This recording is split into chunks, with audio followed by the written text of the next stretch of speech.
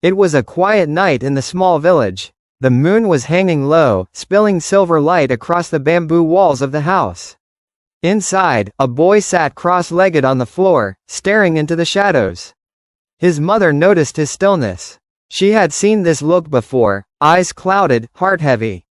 She set down the basket of weaving she was working on and moved closer, placing a gentle hand on his shoulder. "Mother, my son, your silence tonight is louder than words.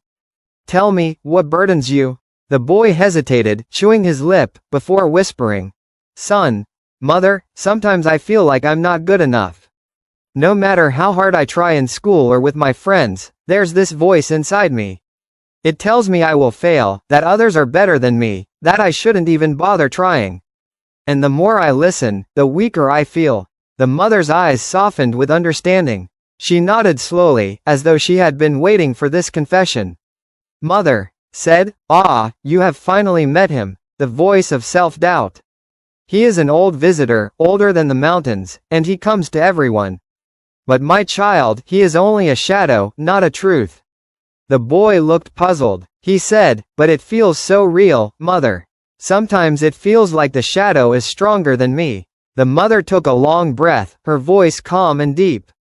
"Mother," said, "then let me tell you 3 stories, 3 parables. In each, a person faced self-doubt just as you do. Listen carefully, for within these stories lie the keys to walk through the storm. Mother, long ago, in a distant village, there lived a boy named Aaron. He dreamed of being the finest archer in all the kingdoms.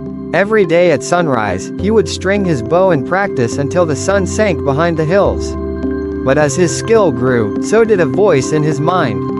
Whenever he raised the bow, the voice whispered, 'You will miss. Others are faster. Others are stronger. Who are you to call yourself an archer?' His hands would tremble, and his arrows would fall short. He began to believe the voice, and soon, though his quiver was full, his heart was empty.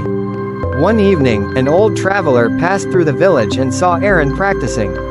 The old man noticed the boy's shaking hands and asked, 'Why do you tremble, young one?' Aaron sighed, 'Because the voice tells me I am not good enough. No matter how much I practice, I will never be like the great archers.' The traveler smiled, his eyes sharp as if they had seen many lifetimes. He said, 'The bow does not question the arrow. It simply bends, holds, and releases. It trusts the arrow to fly. Why do you not trust yourself the way the bow trusts the arrow?' These words struck Aaron like lightning. From that day, he changed his practice. The voice still whispered, but he no longer listened. Each time it said, 'You will miss,' he answered, 'Perhaps, but I will release anyway.' Slowly, his arrows began to find their mark. Not because the voice had disappeared, but because he had learned that the voice was nothing but a shadow trying to distract him. In time, Aaron became the greatest archer in the land, not because he silenced doubt, but because he refused to obey it." The boy leaned closer, eyes wide. He said, "So the voice never went away?" Mother said, "No, my son. The voice followed him for years." But Aaron learned that the voice was not a command, it was a question. And his answer was always to try. You see, doubt is like a crow that caws loudly on a branch. If you stop your journey to argue with the crow, you will never reach your destination. But if you keep walking, the crow eventually grows tired and flies away. The boy nodded slowly, letting the picture sink in. Second parable. The sailor who spoke back to the storm. After a moment of silence, the boy asked quietly, "Son, but mother, what if the voice becomes too loud? What if it is stronger than my courage?" The mother smiled gently. "Mother, then you must speak back to it. Let me tell you of a sailor who once faced such a voice." She leaned back, eyes glowing with memory. "Mother, there was a young sailor who dreamed of crossing the great sea to see new lands. He built a small boat with his own hands, patched its sails, and set out with nothing but determination. At first, the waters were calm. But soon, dark clouds gathered, and a fierce storm rose from the depths. The sailor's heart pounded, the waves crashed, and in the middle of the thunder, a voice echoed inside him, "You will sink. You are too weak. Turn back now, before the sea swallows you whole." The sailor gripped the oars, his body shaking. He wanted to believe the voice. But something in him rose. He shut his eyes and shouted into the wind. Perhaps I will sink, but I will row anyway. The storm laughed, and the waves grew higher. The voice returned, you cannot fight me. You will drown. And again, the sailor answered, perhaps.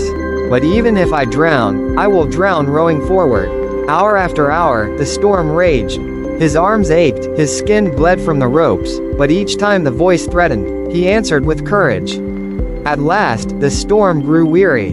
Its thunder faded, its waves calmed, and the sailor, exhausted, scarred, but alive, reached the other shore. He did not win because he silenced the voice. He won because he answered it. The boy's eyes glistened. Son, so, we should speak back to doubt, not hide from it? Mother, yes, my child. When doubt says, you cannot, you answer, I will try. When it says, you will fail, you answer, then I will learn. Doubt is like thunder. It is loud but cannot strike you. Only your own surrender gives it power. Third parable, the gardener who waited. The boy thought deeply, then asked softly, Son, but mother, what if doubt is right? What if I truly am not ready? What if I really can't do it? The mother's smile grew tender, almost like a secret she had been waiting to share. Mother, then you must learn from the gardener.